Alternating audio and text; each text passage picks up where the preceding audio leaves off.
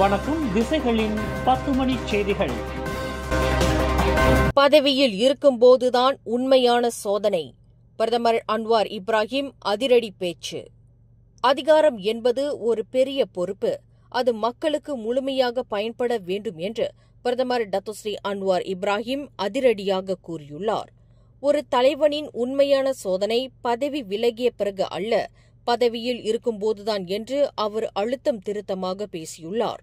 எதிர்காலத்தில் மக்கள் தன்னை பேசியது போதும், என்ன செய்தீர்கள் என்று கேட்டுவிடக்கூடாது என்பதற்காகவே தான் ஒவ்வொரு முடிவையும் மக்களின் நலனுக்காகவே எடுப்பதாக அவர் தெரிவித்தார்.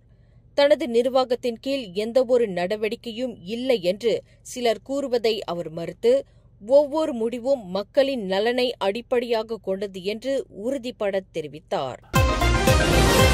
பெர்சத்து கட்சியின் ஆண்டு பொதுக்கூட்டத்தில் மாய்கா தலைவர்கள் பங்கேற்றது தேசிய முன்னணி வட்டாரத்தில் பெரும் பரபரப்பை ஏற்படுத்தியுள்ளது. தேசிய முன்னணியின் தலைவர் ஜாஹிட் அமிடியின் அதிருப்தியை தொடர்ந்து பெர்சத்து கட்சி ஓர் எதிர்க்கட்சி என்பதால் இதுகுறித்து எழுத்து வடிவ விளக்கம் அளிக்குமாறு மாய்காவுக்கு கடிதம் அனுப்பப்பட்டுள்ளது. மாய்காவின் தேசிய தலைவர் விக்னேஸ்வரன் இந்த கடிதத்தை பெற்றதும் விளக்கமளிக்க தயார் என்று கூறியுள்ளார். மாய்காவின் இளைஞர் அணி துணைத் தலைவர் கே. கேசவன், பெர்சத்து இளைஞர் அணி தலைவர் ஹில்மான் ஹிட்ஹாமுடன் பெர்சத்து மாநாட்டில் இருப்பது போன்ற புகைப்படமும் சமூக வலைதளங்களில் வேகமாக பரவி வருகின்றன. சாரா உதவி திட்டம் வாயிலாகவும் மைகாசிய திட்டங்கள் மூலமாகவும் வழங்கப்படும் அத்தியாவசிய பொருட்களின் விலைகள் திடீரென அதிகரித்துள்ளதாக உள்நாட்டு வணிகம் வாழ்க்கை செலவின அமைச்சுக்கு 2 புகார்கள் கிடைத்துள்ளன. இஃது ஒரு தொழில்நுட்ப கோளாறு என்று கூறப்பட்டாலும் வணிகர்கள் இந்த வாய்ப்பை பயன்படுத்தி அதிக ஆதாயம் ஈட்ட முயற்சிக்கிறார்களா என அமைச்சு சந்தேகித்துள்ளது. எந்த ஒரு வர்த்தகரும் விலையை நியாயமற்ற முறையில் உயர்த்தினால் அவர்கள் மீது கடும் நடவடிக்கை எடுக்கப்படும் என்று அமைச்சின் தலைமை செயலாளர் முகமது சயூத்தி பக்கார் எச்சரித்துள்ளார். ஏழைகளுக்கு உதவ உருவாக்கப்பட்ட திட்டங்களில் ஆதாயம் ஈட்ட நினைக்கும் பேராசை கொண்ட வணிகர்களை கண்காணிக்க அதிகாரிகள் குழு ஒன்று களமிறங்கியுள்ளது.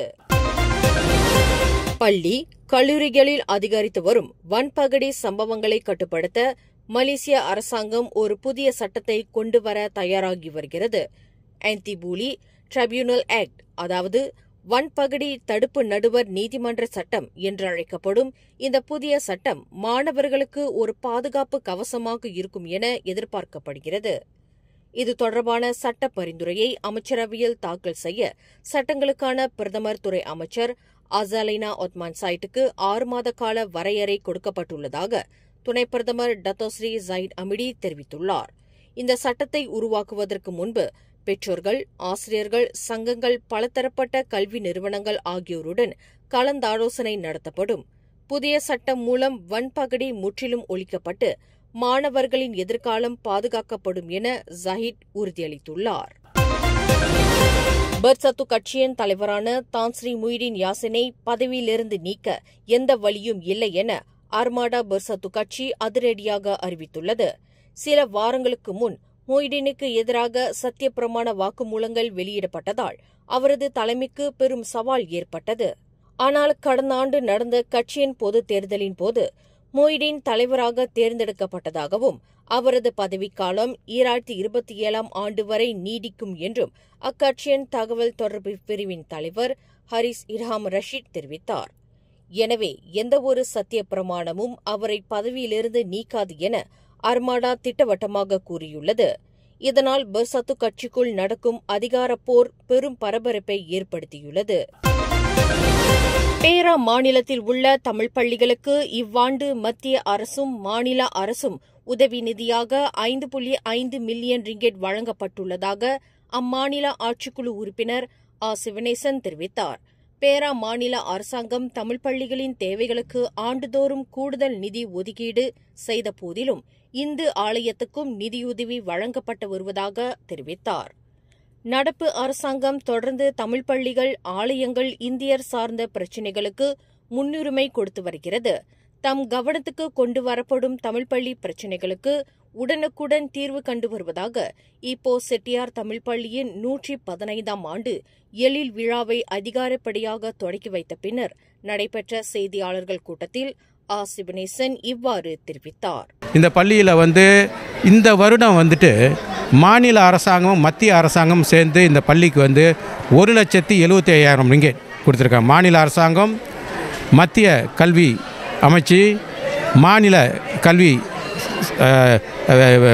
கல்வியும் சேர்ந்து 1,75,000 ரிங்கேட்டு. இப்போ நான் இன்னொரு 35,000 ரிங்கேட்டு நான் வழங்குறேன். அப்போனா 2,05,000 ரிங்கேட்டு இந்த வருடம் மட்டும் இந்த பள்ளிக்கு வழங்கப்பட்டிருக்கு. இப்பள்ளி நுழைவாயிலில் வரவேற்பு வளைவு அமைப்பதற்கு பள்ளி நிர்வாகம் தம்மிடம் கோரிக்கை முன்வைத்ததாகவும் அதற்காக ஈப்போ மாநகர் மன்ற அனுமதியை பெற்றுக் கொடுக்க ஆவணம் செய்யும் அதே வேளையில் அதை கட்டுவதற்கு தனி நிதியுதவி செய்வதாக சுங்காய் சட்டமன்ற உறுப்பினருமான சிவனேசன் தெரிவித்தார். தொடர்ந்து இந்நிகழ்வில் உரையாற்றிய பள்ளியின் தலைமையாசிரியர் சாரா அன்புமலர் குறிப்பிடுகையில், தமது தலைமைத்துவத்தில் இந்த 115வது ஆண்டு எழில் விழாவை ஏற்று நடத்துவதில் தமக்கு கிடைத்த பெரும் பேறு என்றார். 1910ஆம் ஆண்டு ஒரு பலகை கட்டடமாக ஆரம்பிக்கப்பட்ட பள்ளியின் முதல் கட்டம் நகரத்தார்களால் ஆரம்பிக்கப்பட்டு இன்று 3 மாடி கட்டடங்கள், 2 இணை கட்டடங்களோடு மிகவும் கம்பீரமாக எல்லா வசதிகளோடும் பள்ளியில் விவேக தொலைக்காட்சி, விவேக வெண்பலகை என்று பள்ளியில் எல்லா வசதிகளும் செய்து கொடுக்கப்பட்டு மாணவர்கள் சிறப்பாக கல்வி கற்று வருகிறார்கள். இந்த 115ஆம் ஆண்டில் 400 மாணவர்கள் செட்டியார் தமிழ் பள்ளியில் சிறப்பாக கல்வி கற்று வருகிறார்கள்.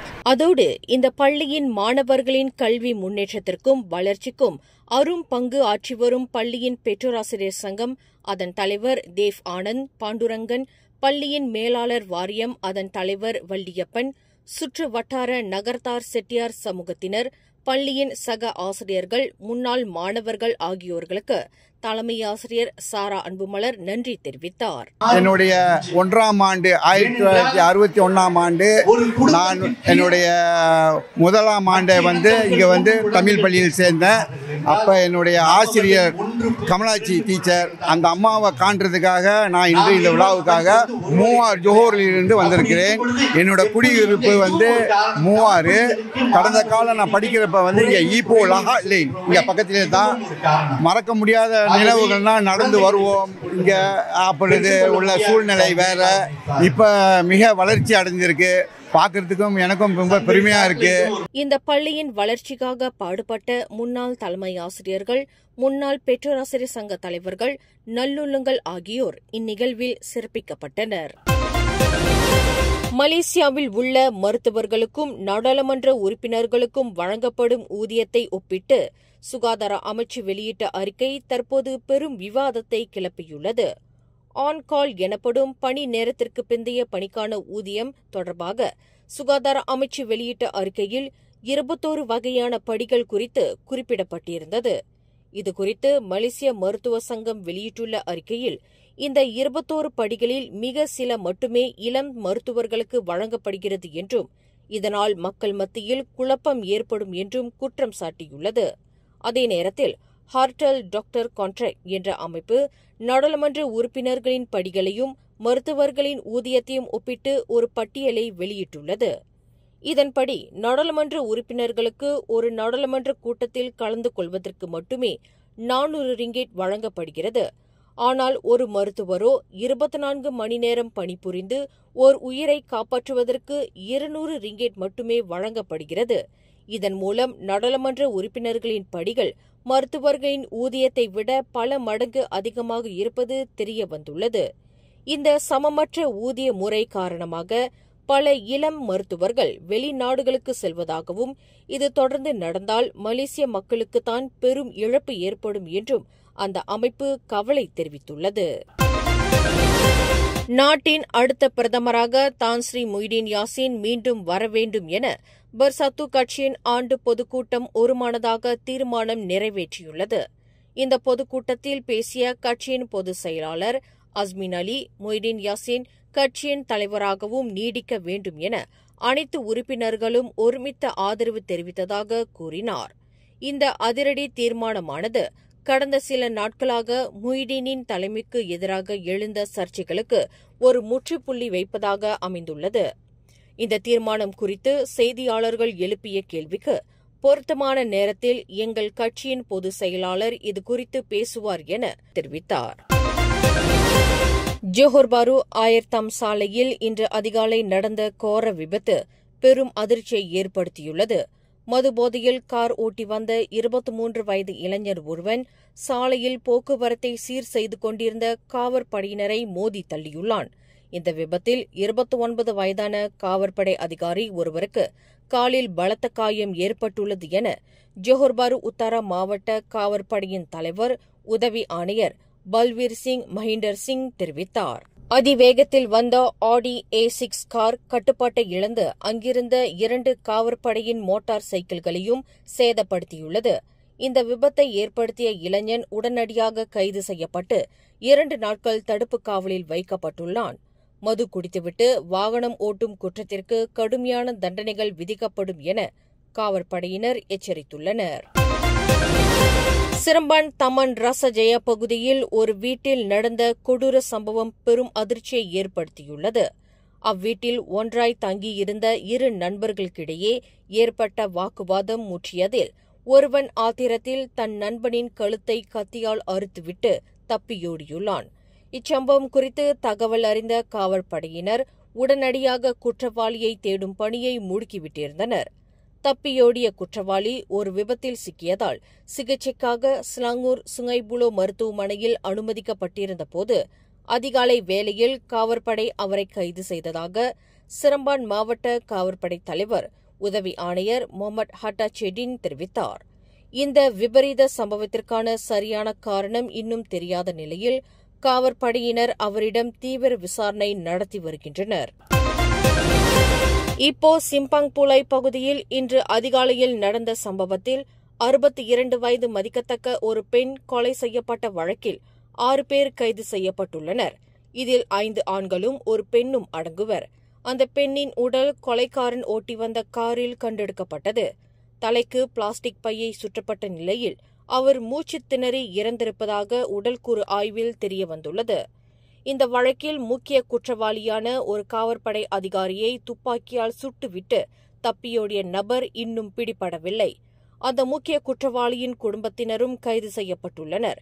அவர்கள் அனைவருக்கும் இந்த கொடூர கொலையில் உள்ள தொடர்பு என்ன என்பது குறித்த விசாரணையை காவற்படையினர் மேற்கொண்டுள்ளனர்.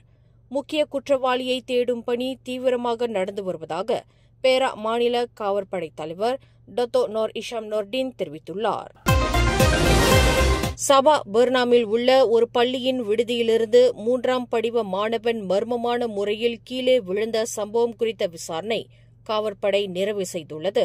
இந்த வழக்கை விசாரிக்கும் அதிகாரிகள் தங்கள் விசாரணை அறிக்கையை மாநில அரசு வழக்கறிஞரிடம் கொடுத்துள்ளனர். மேலும் இந்த வழக்கில் அடுத்த கட்ட நடவடிக்கை என்ன என்பது குறித்த ஆணைக்காக காவற்படையினர் காத்திருப்பதாக ஸ்லாங்கூர் மாநில காவற்படை தலைவர் டத்தோ ஷசாலி கஹார் தெரிவித்தார். கீழே விழுந்த 15 வயது மாணவன் தற்போது சுங்கைபுலோ மருத்துவமனையில் தீவிர சிகிச்சை பெற்று வருகிறான்.